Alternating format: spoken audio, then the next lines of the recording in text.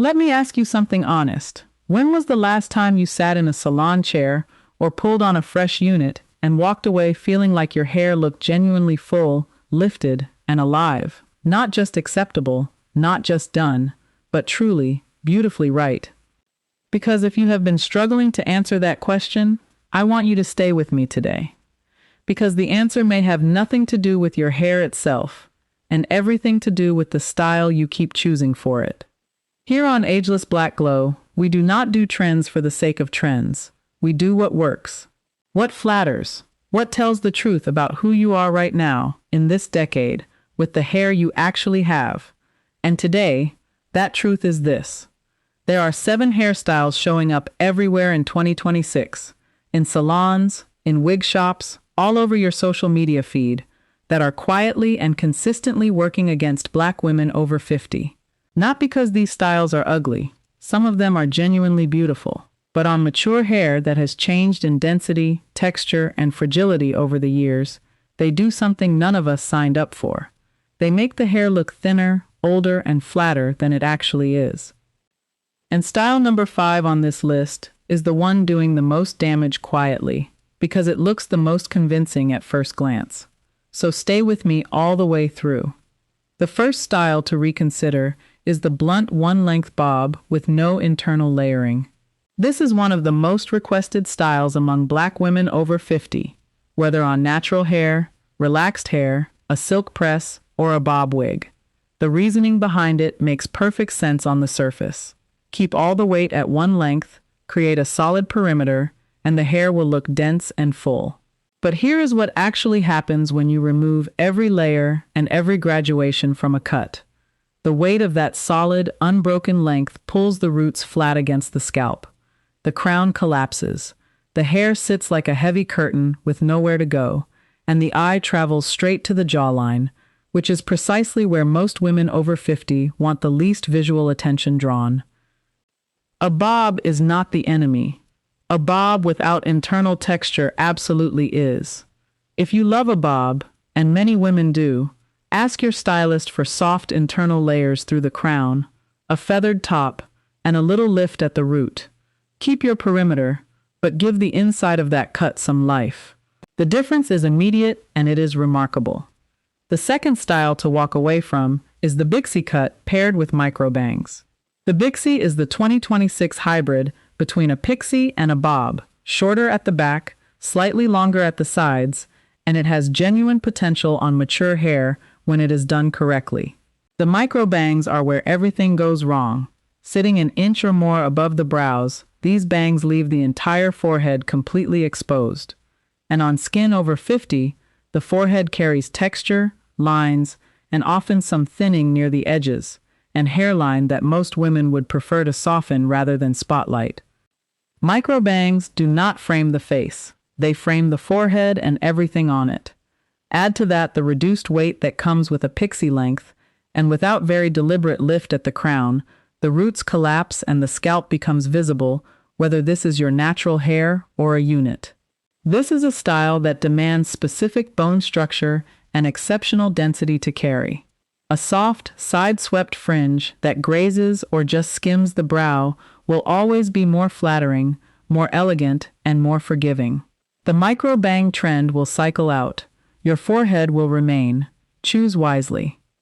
The third style that deserves a conversation is the jellyfish cut. If you have not heard of this one, it is exactly what it sounds like. A short, rounded, bowl-shaped top section sitting above long, disconnected pieces that hang down like tendrils beneath it. In editorial photography, it looks intentional and artistic. On real hair over 50, with any reduction in density, it is one of the most unforgiving silhouettes you can choose. That rounded top section needs thick, full, structured hair to hold its shape. On fine or thinning hair, or on a unit that has not been properly customized, the top section collapses inward and loses every bit of its intended architecture. The long disconnected pieces below, already sparse because of the intentional gap between the two sections, hang limp and thin. The space between the short top and the long bottom reads to the eye as missing hair. It does not look avant-garde, It looks like a style someone is actively trying to grow out.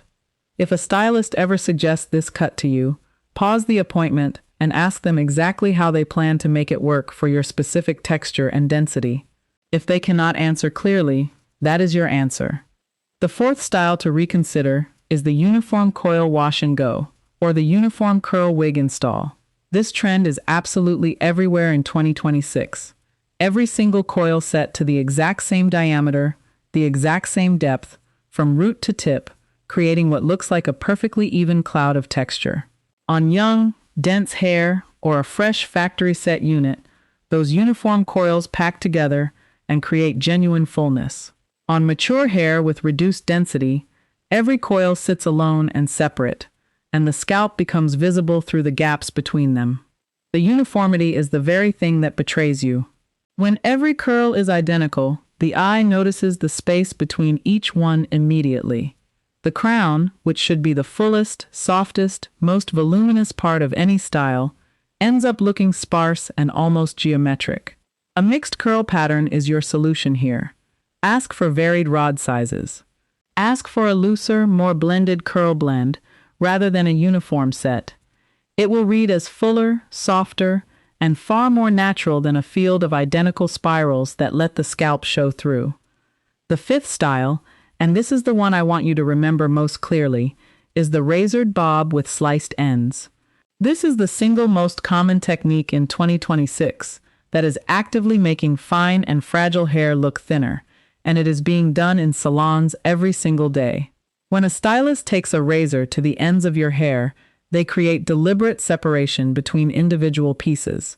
On thick, dense hair, the result can look wispy and modern. On hair that has lost density, every razor stroke removes weight from the very area that needs it most. The perimeter begins to disappear. The ends look broken rather than finished. From the back, the hair appears to be snapping off. From the front, the face-framing pieces are so thin, they provide absolutely no softness to the features. If your stylist reaches for a razor on your ends, stop them before they begin. Ask for shears. Ask for a solid, clean perimeter that holds its weight. A razor does not simply cut. It shreds the ends at an angle that leaves them thinner and more fragile with every pass. The density it removes takes months to grow back. It is not worth it. The sixth style is the sliced lob with visible gaps between sections. The lob itself, a long bob sitting somewhere at or above the collarbone, is genuinely one of the most flattering lengths available to women over 50 on any texture.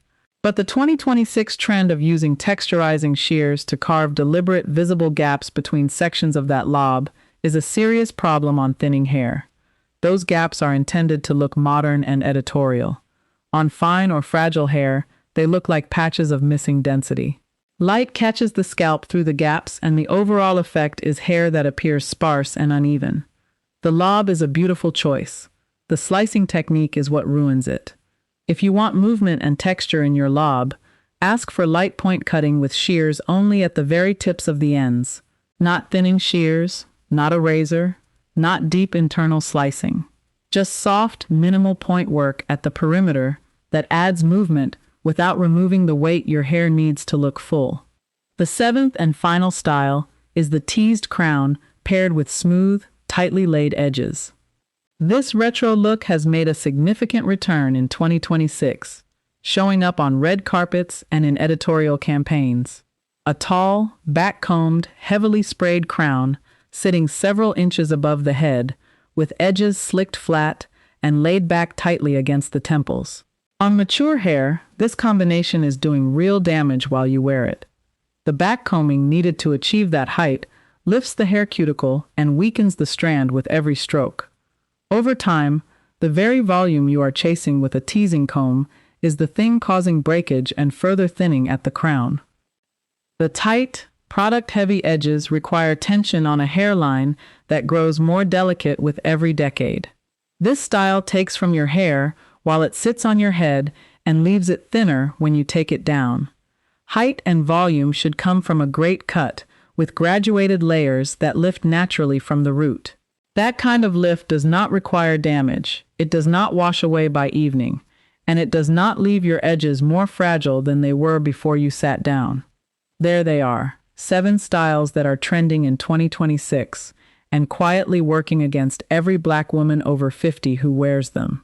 Not because these styles are without merit, but because mature hair has specific needs, specific vulnerabilities, and specific strengths that most trend conversations completely ignore. Your hair over 50 is not the same hair you had at 30. It does not need to be. It needs styles that understand it. Styles that build on what is there rather than exposing what has changed. Styles that lift at the crown, soften at the face, hold weight at the perimeter, and move with you rather than against you. Walk into every salon appointment and every wig install knowing what to ask for and what to walk away from. You have spent decades learning yourself. Your hair deserves that same knowing. Tell me honestly in the comments, which of these 7 styles have you worn, and how did it make you feel? We are all learning together here, and your experience matters to every woman reading below you.